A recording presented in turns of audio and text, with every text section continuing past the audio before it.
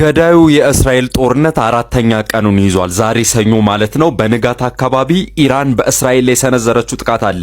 ትናንትና እሁድ አካባቢ ሁለቱም እንግዲህ ዌቭ ኦፍ ስትራይክ ወይም ደግሞ ተከታታይ ጥቃቶችን ተሰነዛዝረዋል። በዚህም ኮስታል ሲቲዋ ሃይፋ የእስራኤል እንደተመታች በኢራን ቪዲዮ ማጋራት የሚታወስ ነው። እንግዲህ አሁን ጦርነቱ በጣም እየተባባሰና እየጠነከረ እየሄደ ነው።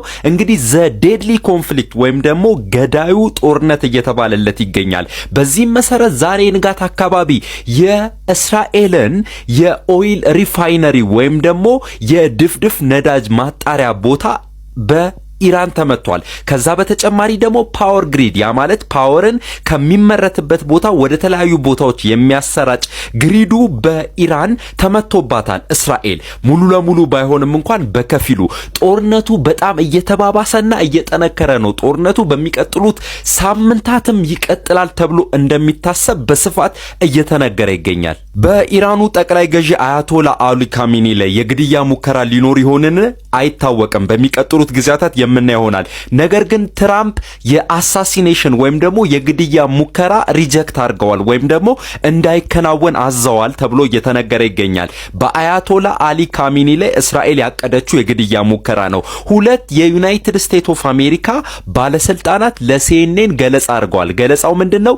የዩኤሱ ፕሬዝዳንት ዶናልድ ትራምፕ በኢራን ላይ ማለትም እስራኤል በአያቶላ አሊ ካሚኒ ላይ ግድያ ሙከራ እንዳታረግ ትእዛዝ ሰጥተዋል የሚል ነው። ነገር ግን በዚህ ዙሪያ የእስራኤሉ ጠቅላይ ሚኒስቴር ቤንያሚን ኔታንያሁ ምንም ነገር እንደሌለ እየተናገሩ ይገኛሉ። ሌሊቱን አዳሩን እንግዲህ በእስራኤል የተለያዩ ፍንዳታዎችና እሳቶች በስፋት እየታዩ እንደሆነ እየተገለጸ ይገኛል። ካዣውሊቲዎች ወይም ደግሞ የተለያዩ ጉዳቶች በሁለቱም ወገን እየታዩ ይገኛሉ።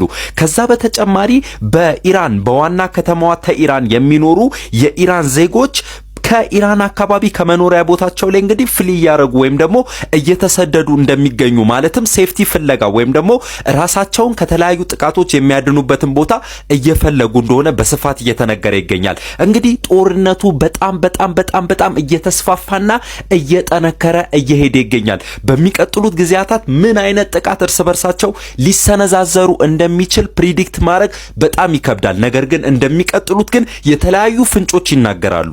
እስራኤል የኢራንን የኒውክሌር ሪሰርች ወይ ደግሞ የኒውክሌር ጣቢያዎቿን ሙሉ በሙሉ ማስቆም ትችላለች ወይ ደግሞ ሙሉ በሙሉ ማውደም ትችላለች?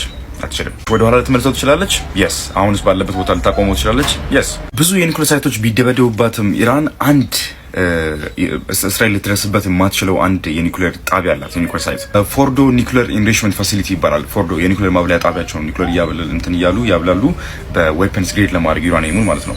ኖርማል ዩራኒየም በምንም ታምር ለዌፐንስ ዩዝ ለመጠቀም አትችሉም። መብላት አለበት። እንትኑ ኢንሪች መሆን አለበት። የዩራኒየም የመቀጣጠል መጠኑ ወር ደግሞ የፊዚብል መጠኑ መጨመር አለበት። ስለዚህ ብዙ ጥቃት ላይ እየተመቱ የነበሩት ማብላያዎች እንደዚህ ናቸው። ዩራኒየሙን ወስደው አብላልተው ወደ ዌፐንስ ግሬድ ወር ደግሞ እንትኑን ለመጨመር ኢንሪችመንቱን ለመጨመር የሚያግዙ ፕላንቶች ናቸው። ታዲያ እስራኤል የፎርዶ ፋሲሊቲ ለምንድነው መምታት የማትችለው?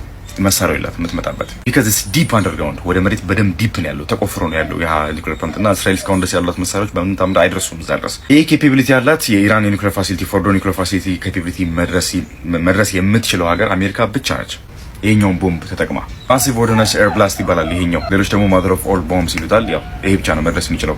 ላዩ ላይ እስከ 11 ቶን እንትን አለው ዋርሄድ ወር ደግሞ ኤክስፕሎሲቭ አለው እና ሜን ስራው ምንድነው? እነዚህ ትልቅ የሆነ ኤክስፕሎዥን ፈጥሮ እዛ ቦታ ያለው ነገር ማጽዳት ነው በቃ ሜን አላማው። እና the largest non ኒኩለር ያልሆነ the largest ፍንዳታ ሊያስከትል የሚችል ቦምብ ያለው ይሄ ብቻ ነው በአሜሪካ እጅ የሚገኘው። ለዛም ነው እንግዲህ እነ ቤንያሚን ኔታንያሁና የእስራኤል ገቨርንመንት የአሜሪካን ገቨርንመንት እየተማጸኑት ያለው ነው እዚህ ጦርነት ውስጥ ግቡ ይሄን አትኩልኝ ያሉት። ለዚህ ነው ይሄኛው እስካሁን ድረስ አሜሪካ ለእስራኤል አልሰጠቻትም። ግን ያው አሜሪካ ወደ ጦርነቱ ልትሳተፍም ይመስላል። ብዙ የሆኑ በብዛት በቁጥራቸው ብዙ የሆኑ ኤሪያል ታንከሮች ወይም ደግሞ አየር ላይ ነዳጅ የሚሞላባቸው ጀት አየር ላይ ነዳጅ የሚሞሉ አውሮፕላኖች ወደ አውሮፓ እየሄዱ ነው የሚገኙት ናቸው እነዚህ ማለት ነው። እና KC 130 KC 135 ምናምን የመሳሰሉት እነዚህ ናቸው እየሄዱ ያሉት።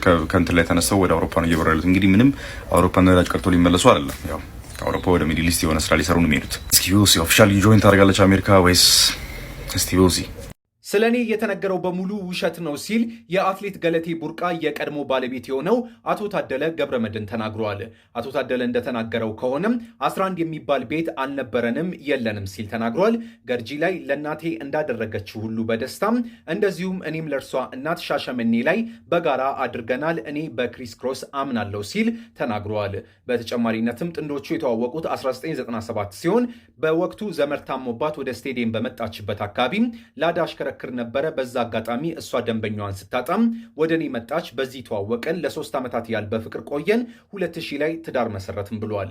ለ10 ዓመታት ያህል በትዳር ቢቆዩም ከ8ኛ ዓመት የትዳር ቆይታቸው በኋላ አለመግባባቶች እንደነበሩ ገልጿል። ከፍቻቸው በኋላ ለ7 ዓመታት ያህል በፍርድ ቤት ሲከራከሩም እንደነበረ አቶ ታደለ ተናግረዋል።